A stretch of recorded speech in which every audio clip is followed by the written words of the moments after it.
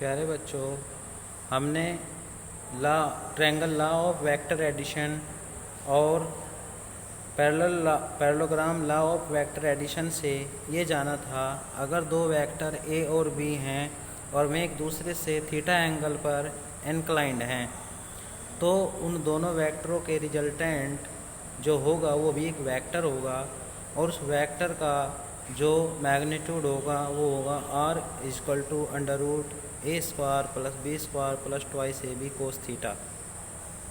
अब यहाँ पर ये थीटा के वैल्यू के ऊपर डिपेंड करता है कि उनका रिजल्टेंट क्या हो गया, अर्थात इट मीन्स वे कितने एंगल पर इंक्लाइंड हैं। तो इस बारे में थोड़ा सा चर्चा करते हैं। देखिए, जैसे सपोज करो हमने किसी बॉडी पर दो फोर्स लगाए हैं 10 न्यूटन और 2 न्यूटन।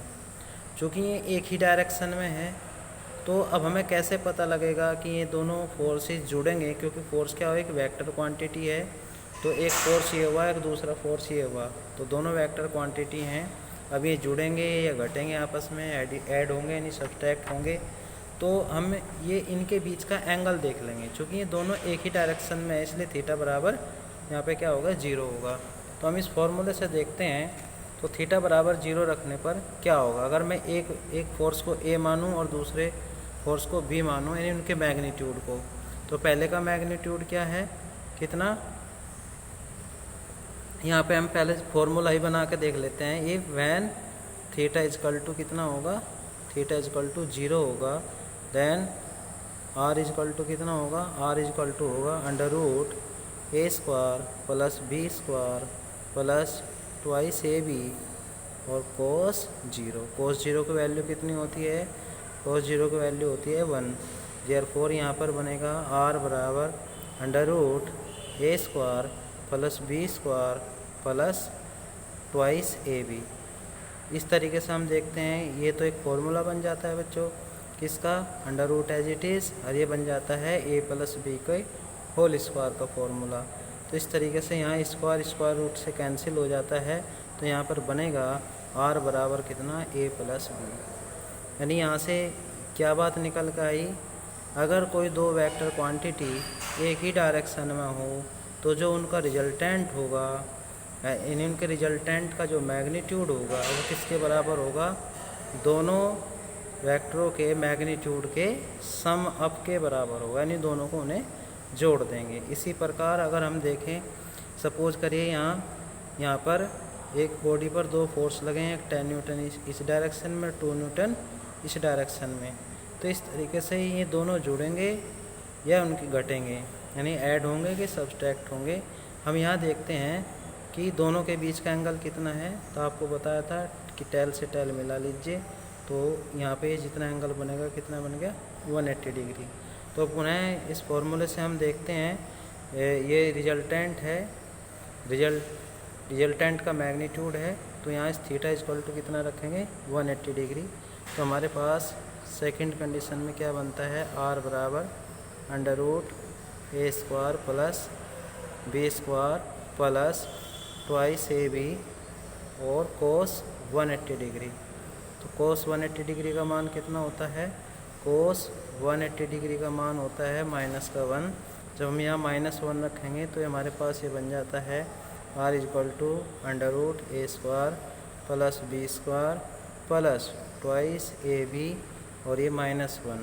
तो इस तरीके से -1 यहाँ चला जाएगा, तो ये बन जाएगा आर बराबर अंडर रूट ए माइनस बी का होल स्क्वायर। अगेन स्क्वायर से स्क्वायर रूट कैंसिल हो जाएगा और आर बराबर बन जाएगा ए माइनस बी। तो बच्चों हम यहाँ पर देखते हैं कि अगर दो कोई फोर्स या दो वेक्टर क्वांटिटी अपोजिट डायरेक्शन में है, इट मीन्स उनके बीच 180 डिग्री का एंगल है, तो उन दोनों वेक्टरों के जो रिजल्टेंट का मैग्नीट्यूड किसके बराबर होगा, उन दोनों वेक्टरों के मैग्नीट्यूड के डिफरेंस के बराबर होगा। सिमिलरली यहाँ देख लीजिए, यहाँ पर अगर ये 1, यहाँ पर इस केसेस में हमने इनके बीच कितना एंगल दिखाया है, 90 डिग्री। तो पुनः इसी फॉर्मूले से थीटा बराबर 90 डिग्री लेंगे, तो थीटा बराबर जब 90 डिग्री लेंगे तो कोस 90 की वैल्यू कितनी हो जाती है बच्चों, 0 हो जाती है, जिस वजह से ये पूरी की पूरी टर्म कितनी हो जाएगी, 0। और हमारे पास बन जाएगा आर बराबर अंडर रूट कितना ए स्क्वायर प्लस बी स्क्वायर, क्योंकि बाकी की टर्म तो भागेगा 0 हो गया। तो इस तरीके से जो रिजल्टेंट किसके बराबर हुआ, दोनों वेक्टर क्वांटिटी के मैग्नीट्यूड के स्क्वायर, उनका सम अप और फिर उनका स्क्वायर रूट करना है। तो इस तरीके से रिजल्टेंट होगा। ये हमें सिर्फ ये इसलिए बताया है क्योंकि ये जो जब एक डायरेक्शन में होते हैं तो जुड़ते हैं, क्या होगा, तो हमें ये एक जनरल फॉर्मूला है, यानी दो वेक्टर का पता है और वे कितने एंगल पर इंक्लाइंड है, तो उनका जो रिजल्टेंट होगा और उसका जो मैग्नीट्यूड होगा वो इस फॉर्मूले से निकलेगा। अब बात करते हैं बच्चों subtraction of A vector, subtraction of vectors, यानी तो अगर हमें दो वेक्टर्स दिए हुए हों तो उन्हें कैसे सब्सट्रैक्ट करेंगे। जैसे हमारे पास एक वेक्टर ये है, ए वेक्टर नाम दिया है, इसके कुछ लेंथ है, इसकी लेंथ को हम इसका मैग्नीट्यूड मान लेते हैं। दूसरा वेक्टर बी है, इसकी जो लेंथ है वो इसका मैग्नीट्यूड होगा और ये डायरेक्शन नीचे की ओर है। तो अब हमें फाइंड क्या करना है, ए वेक्टर माइनस बी वेक्टर। तो बच्चों हम ये मान लेते हैं कि जब वेक्टर में से वेक्टर को सब्सट्रैक्ट करते हैं तो एक वेक्टर ही बचता है, तो उस वेक्टर जो रिजल्टेंट वेक्टर उसका नाम क्या रख लिया, आर वेक्टर। मान लिया हमने कि जो डिफरेंस आएगा वो क्या होगा, एक वेक्टर ही होगा और उसका नाम है आर वेक्टर। तो देखिए बच्चों यहाँ ए वेक्टर माइनस बी वेक्टर को हम कैसे लिख सकते हैं, ए वेक्टर प्लस और माइनस बी वेक्टर भी तो लिख सकते हैं। इसका मतलब क्या है, ए वेक्टर में ऐड करना है किसको, माइनस बी वेक्टर को। मेरे पास तो बी वेक्टर है और ए वेक्टर है, तो यहाँ पर देखिए तो बी वेक्टर क्या होगा, अगर बी वेक्टर ऐसे है तो माइनस बी वेक्टर क्या होगा। तो पिछले टर्न पर आपको बताया था अगर हम डायरेक्शन बदल दें, मैग्नीट्यूड वही रखें तो माइनस बी वेक्टर बन जाता है। तो इस प्रकार हम देखेंगे लेंथ वही रहनी चाहिए, यानी मैग्नीट्यूड वही रहे, सिर्फ डायरेक्शन बदल जाए। इसकी डायरेक्शन डाउनवर्ड है, इसकी डायरेक्शन अपवर्ड है। तो हम यहाँ देखते हैं कितना बन गया, माइनस के बी वेक्टर बन गया। अब हमें ऐड क्या करना है, ए वेक्टर में किसको ऐड करना है, माइनस बी वेक्टर को करना है। ये पहला तरीका बताया जा रहा है आपको। तो जब दो वेक्टर को ऐड करते हैं तो आप उसे सिंपल तरीके से ट्रायंगल लॉ से कर लीजिए। क्या, सबसे पहले कोई भी एक वेक्टर ड्रॉ कर लीजिए, ये कर लिया हमने। ध्यान रहे इसकी लेंथ यानी मैग्नीट्यूड वही रहनी चाहिए, तो इसका नाम ए वेक्टर है। दूसरे वेक्टर को इसी ऑर्डर में ए वेक्टर में किसको ऐड करना है, माइनस बी वेक्टर को, तो इसके हेड पर रख देंगे। देखो इसके हेड से शुरू करेंगे और उसी लेंथ यानी उसी मैग्नीट्यूड और उसी डायरेक्शन के साथ चलेंगे। ये कौन है बच्चों, ये है माइनस का बी वेक्टर। जो माइनस का बी वेक्टर है तो इनका रिजल्टेंट क्या होगा, इनका रिजल्टेंट इन दोनों भुजाओं के बाद यानी जो इनसे ट्रायंगल बनेगा, थर्ड भुजा से थर्ड साइड से रिप्रेजेंट होगा, लेकिन अपोजिट ऑर्डर में होगा। कहने का मतलब है जहाँ से चले थे आप और जहाँ पहुँच गए उस डायरेक्शन में उसकी रिजल्टेंट वेक्टर की डायरेक्शन होगी, और ये हमने एरो लगा दिया और ये हो गया आपका आर वेक्टर। यहाँ पे आर वेक्टर कितना हुआ, आर वेक्टर बराबर हुआ ए वेक्टर माइनस का बी वेक्टर। दूसरा मेथड क्या है बच्चों, दूसरा मेथड है, सेकंड मेथड है जैसे ए वेक्टर माइनस बी वेक्टर। तरीका वही है, हमने वही वेक्टर यहाँ पे लिए हैं जो वेक्टर यहाँ पे लिए थे पहले केसेस में, ए वेक्टर और बी वेक्टर। तो सबसे पहले दोनों वेक्टरों को एक ही पॉइंट से ड्रॉ कर लीजिए। सबसे अच्छा तरीका है दोनों वेक्टरों को एक ही पॉइंट से ड्रॉ कर लीजिए, उसी मैग्नीट्यूड और डायरेक्शन के साथ में जिसके साथ में दिए गए हैं। तो इन दोनों वेक्टरों को हम एक ही पॉइंट से ड्रॉ कर लेंगे। जैसे यहाँ से ए पॉइंट से ड्रॉ किया तो बी वेक्टर को भी इसी की जहाँ इसकी टेल शुरू हुई है वहीं से दूसरे वेक्टर को ड्रॉ कर लेते हैं। देखो बच्चों जैसे ये कर लिया हमने, ए वेक्टर को ऐसे ड्रॉ कर लिया, दूसरा वेक्टर डाउनवर्ड था तो यहीं से हमने उसी पॉइंट से जहाँ से स्टार्ट किया है बी वेक्टर को ड्रॉ कर लिया। अब देखो ए वेक्टर माइनस बी वेक्टर है तो जिसके ऊपर माइनस हो, जैसे बी वेक्टर के ऊपर माइनस है ना, तो यहाँ पे आप बी वेक्टर के हेड पर जाइए और वहाँ से स्टार्ट करेंगे और दूसरी तरफ चले जाएंगे, यानी से ट्रायंगल बना देंगे। तो ये क्या होगा, ये जो हमारे पास है इसका मैग्नीट्यूड क्या होगा, दोनों वेक्टरों के डिफरेंस का जो रिजल्टेंट आया, डिफरेंस आया उसका मैग्नीट्यूड होगा, और इसकी डायरेक्शन यहाँ पे रिप्रेजेंट है। तो इसका नाम क्या रख दिया हमने, आर वेक्टर, किसके बराबर है, ए वेक्टर माइनस बी वेक्टर के। तो यहाँ पे क्या बताया, जिन वेक्टरों को हमें सब्सट्रैक्ट करना हो उन दोनों को एक ही पॉइंट से ड्रॉ कर लेते हैं एक ही पॉइंट से ड्रॉ करने के बाद जैसे यहाँ बी के ऊपर माइनस वेक्टर लगा हुआ है तो बी के हेड से की तरफ से चलेंगे और दूसरी ओर चले जाना है, तो यानी इस डायरेक्शन में चलने हैं तो इस तरफ को हम एरो लगा देंगे और हमारे पास ये जो तीसरी साइड आएगी यही क्या होगा, इन दोनों वेक्टरों के का रिजल्टेंट होगा। अगर हम यहाँ पे B vector minus A vector याद करें, देखो B vector minus A vector हमने बताया, अब फाइंड आउट करना है B vector minus A vector. तो बी वेक्टर और ए वेक्टर को दोनों के एक ही पॉइंट से ड्रॉ कर लेते हैं, उसी तरीका वही रहेगा। ए वेक्टर को उसी पॉइंट से ड्रॉ कर लिया और बी वेक्टर को भी उसी पॉइंट से ड्रॉ कर लिया, उसी मैग्नीट्यूड और डायरेक्शन के साथ में। चूँकि हमें B vector minus A vector find out करना है तो यहाँ माइनस किसके ऊपर है, ए वेक्टर के ऊपर। तो अब ए वेक्टर के हेड से चलेंगे, दूसरी ओर जाना है, बस इसी डायरेक्शन में एरो लग जाएगा।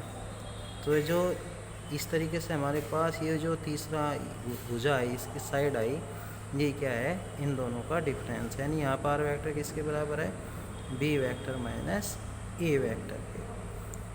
जिसके ऊपर माइनस हो उसके हेड से चलना और दूसरी ओर तक जाना, वही डायरेक्शन उसमें लगानी है। तो इस तरीके से हम देखते हैं कि यहाँ पे जो ये डिफरेंस है, जितनी ये मैग्नीट्यूड इसका है उतने मैग्नीट्यूड इसका है, लेकिन आप देखेंगे कि इसकी डायरेक्शन तो ऊपर की ओर है और इसकी डायरेक्शन नीचे की ओर, यानी ये वाला जस्ट इसके अपोजिट है। तो इस तरीके से हम देखते हैं कि A vector minus B vector is not equal to B vector minus A vector. हाँ, अगर हम माइनस कॉमन ले लें इसमें से तब तो वो बराबर हो सकता है। कैसे, ए वेक्टर माइनस बी वेक्टर बराबर होगा, माइनस कॉमन ले लेंगे तो ये प्लस का बन जाएगा और ये कितना हो जाएगा, ए वेक्टर माइनस बी वेक्टर, और ये यानी अपोजिट होता है एक तरीके से। अब बात करते हैं बच्चों resolution of A vector in 3 dimensions. मान लें कोई वेक्टर है, यहाँ पे ए वेक्टर है और हमें उसके कंपोनेंट पता है कि along the X axis, along the Y axis and along the Z axis. तो उस वेक्टर और उसके कंपोनेंट में क्या रिलेशन होगा एक तरीके से। तो एक वेक्टर है जो स्पेस में है, 3 डायमेंशन में हम दिखा रहे हैं इसे। तो हमने मान लिया कि एक्स डायरेक्शन में इसका जो कंपोनेंट है वो कितना है बच्चों, ए एक्स वेक्टर है, और जो वाई डायरेक्शन में है वो ए वाई वेक्टर है, और जो जेड डायरेक्शन में है वो ए जेड वेक्टर है। तो इस तरीके से हमने ऑर्थोगोनल यूनिट वेक्टर पढ़े थे जिन्हें हम आई कैप, जे कैप एंड के कैप से रिप्रेजेंट करते हैं। तो एक्स एक्स की डायरेक्शन में कौन सा वेक्टर होता है, आई कैप, वाई डायरेक्शन में कौन सा होता है, जे कैप, और जेड डायरेक्शन में के कैप। तो हम इस जो ए एक्स वेक्टर है इसे कैसे लिखेंगे भाई, वेक्टर है तो मैग्नीट्यूड और डायरेक्शन होंगे। तो ए एक्स, अगर हमारे पास ए एक्स वेक्टर है, ए एक्स वेक्टर है तो इसके मैग्नीट्यूड को किससे रिप्रेजेंट करेंगे, केवल ए एक्स से, बिना एरो के। अगर एरो लगाते भी हैं तो क्या करेंगे बच्चों, इसके दोनों तरफ क्या लगा देंगे, मैग्नीट्यूड का साइन लगा देंगे। तो इसका मतलब है, इसका मतलब भी यहाँ बिना एरो है, इसका मतलब मैग्नीट्यूड ही है, और यहाँ एरो लगाने के बाद इस तरीके से साइन लगा देते हैं तो इसका मतलब भी मैग्नीट्यूड ही है। तो इस तरीके से ए एक्स कहाँ है, ए एक्स एक वेक्टर है और कौन सी डायरेक्शन में, एक्स, एक्स डायरेक्शन में है। तो उसे हम लिखेंगे a x vector equal to a x i के, ऐसे लिखेंगे, यानी वेक्टर में मैग्नीट्यूड और डायरेक्शन हुआ। तो इसी तरीके से हम क्या देखते हैं बच्चों, यहाँ पे ए वेक्टर के कंपोनेंट कौन कौन है, ए एक्स, ए वाई और ए जेड, ये वेक्टर हैं। और ये वेक्टर है एक्स डायरेक्शन में, इसलिए ए वेक्टर को लिखेंगे a x I plus A Y J plus A Z के। आई जे के क्या है, यूनिट वेक्टर है। अगर हमें इसका मैग्नीट्यूड निकालना हो, मैग्नीट्यूड ऑफ ए वेक्टर आई जे के में, तो उसका जो मैग्नीट्यूड होगा किससे रिप्रेजेंट करेंगे, बिना एरो के रिप्रेजेंट करेंगे या एरो लगा देते हैं तो दोनों तरफ मोड का निशान लगाएंगे। और इसका जो फॉर्मूला होगा अंडर रूट ए एक्स स्क्वायर प्लस ए वाई स्क्वायर प्लस ए जेड स्क्वायर होगा। इस पर एक न्यूमेरिकल्स ले लेते हैं बच्चों। आपको ये फॉर्मूला याद रखना कि अगर कोई वेक्टर आई जे के में दिया हुआ हो तो उस वेक्टर का मैग्नीट्यूड कितना होगा। वो यहाँ से देखेंगे। जैसे इफ़ ए वेक्टर बराबर 3i minus 2j plus 3k और इसमें पूछ ले देन फाइंड इट्स मैग्नीट्यूड और इसका मैग्नीट्यूड ज्ञात कीजिए। तो हमने इस वेक्टर को यहाँ पे लिख लिया ऐसे ही।